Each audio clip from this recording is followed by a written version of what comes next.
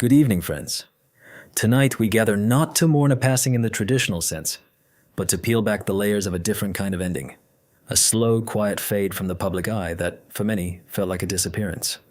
We speak of Valerie Perrine, a woman whose name once echoed with a vibrant, uninhibited spirit across the silver screen. Her story, however, isn't about a final curtain call in death, but a long, silent battle against an unseen adversary that systematically dismantled the very essence of her iconic presence. Her journey reminds us that behind the dazzling facade of Hollywood glamour, our heroes often face deeply personal, profoundly challenging struggles that remain hidden from the world. Today we delve into the secret medical battles that erased the vibrant icon America knew, and how her fight parallels the untold stories of other legends who, too, waged private wars against their own bodies and minds. Valerie Perrine. Just hearing that name, a rush of images comes to mind, doesn't it? For many of us, she was the embodiment of a fearless, untamed spirit, a woman who burst onto the scene with an electrifying energy that few could match. Her rise to fame was nothing short of meteoric, marked by a raw, unvarnished talent that captivated audiences. We first truly saw her, truly felt her presence, in the 1974 film Lenny, where she portrayed Honey Bruce with such audacious vulnerability that it earned her an Academy Award nomination. She was unafraid, uninhibited, her every movement radiating a sensual confidence that was both alluring and revolutionary for its time. Then came Superman in 1978, where she gave us the unforgettable Miss Eve Teschmacher, a character who, despite her villainous associations, possessed a distinctive husky voice and a physical allure that made her one of the most memorable elements of the film. Valerie Perrine wasn't just an actress. She was a force of nature, a symbol of freedom and magnetic physicality. Her entire brand, her very essence, was built upon this vibrant, expressive command of her own body and that unmistakable voice. But behind the dazzling lights and the accolades, a different, more insidious narrative was quietly unfolding. Hollywood, for all its glamour, rarely tells the story of what happens when the very tools of an actor's trade, their body, their voice, their control, begin to betray them. For Valerie, the hidden pressures weren't just the demands of the studio, but the silent, relentless siege of her own biology. What the world didn't know, what was slowly, tragically, erasing the Valerie Perrine we knew, was a dual battle against Parkinson's disease and a severe, rare form of essential tremor. These weren't just minor ailments. They were a systematic dismantling of her greatest assets. Imagine, if you will, an actress whose career thrived on her physical presence, her ability to move with grace and power, her distinctive vocal delivery, now finding those very things under attack. The tremors began to affect her speech, her mobility, making the simple act of performing, of being Valerie Perrine, an agonizing struggle. And then came the devastating fallout from the essential tremor, a condition that led to catastrophic dental and jawbone issues. Think about that for a second. The iconic smile, the expressive face, the very foundation of her on-screen charisma, all slowly compromised. This wasn't a sudden, dramatic exit. It was a slow, agonizing retreat from the public eye. A disappearance so profound that many simply assumed she had passed on. The tragic end for Valerie Perrine wasn't a death, but the slow, private erasure of the vibrant icon America knew. Her illness attacked her celebrity at its very foundation, turning her greatest assets into sources of private pain and public absence. The ultimate, cruel irony is that Valerie Perrine, the woman who became a global symbol of uninhibited physical freedom and vibrant, almost cartoonish allure in Superman, is now defined by a profound lack of physical control.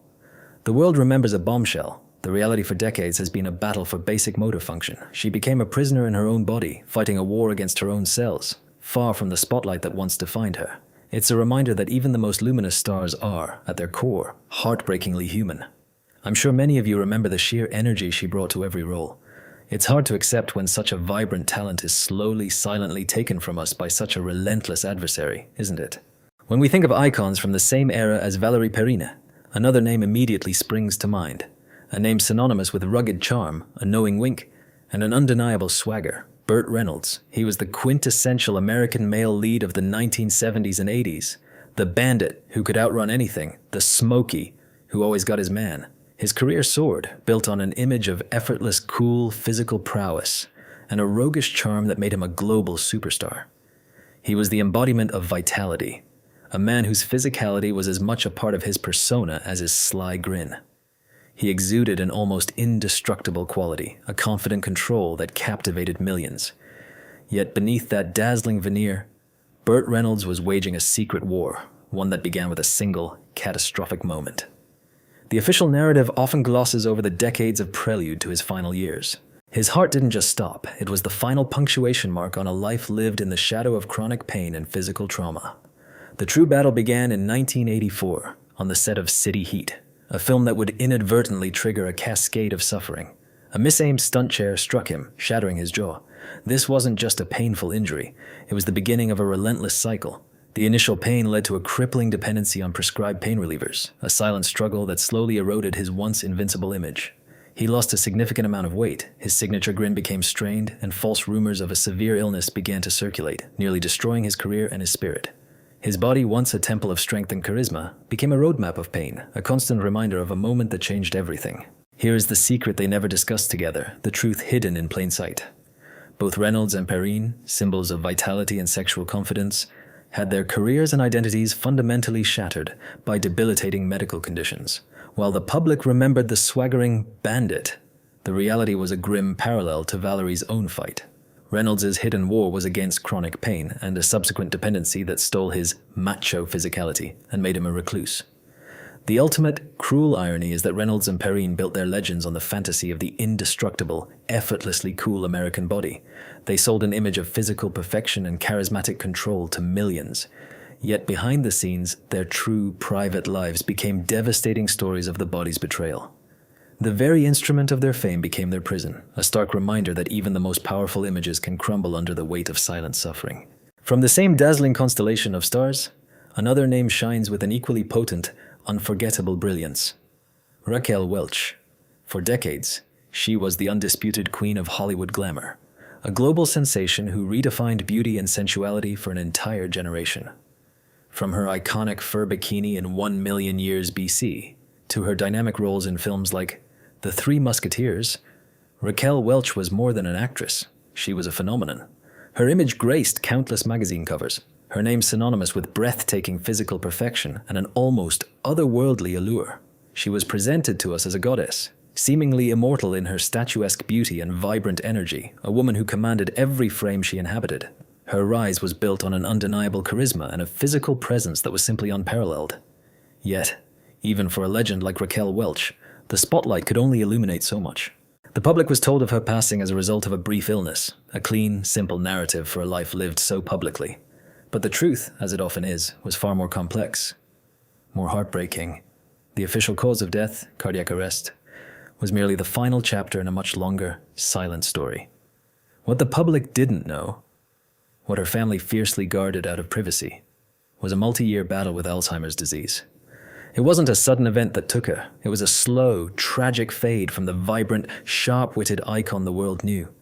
The disease, a relentless thief of memory and identity, had been quietly at work, slowly dimming the light of one of Hollywood's brightest stars. Here is the connection they tried to keep buried, not out of malice, but out of a deep desire for privacy. Welch and Perrine were contemporaries, titans of an era that worshipped the female form. They were sold to us as goddesses, immortal in their physical perfection. The hidden tragic link is that both women, symbols of vitality, were ultimately betrayed by their own neurology. While the world gawked at their bodies, their brains were quietly being set up for a future battle. For Raquel, it was Alzheimer's. For Valerie, it's Parkinson's. Two different paths to the same cruel destination, a progressive war against the very nervous system that made them stars. The devastating irony? Hollywood built its empire on the bodies of women like Raquel Welch and Valerie Perrine. It celebrated their every curve, their every movement. Yet when those same bodies were ambushed by an invisible internal enemy, a disease that attacks movement, memory, and control, the system that built them up had no story for it. The industry that sold them as perfection had no script for their human fragility. The world remembered their physical forms, while they were forced into a private, silent fight for their own minds. It makes you wonder, doesn't it, how many other dazzling smiles in Hollywood hid similar quiet storms? From the late 1970s, a voice emerged that captured hearts around the globe, a smile that radiated pure joy, and an energy that was utterly infectious. Olivia Newton-John. She soared to superstardom with Grease, becoming Sandy Olsen, the sweet, wholesome girl who found her inner fire.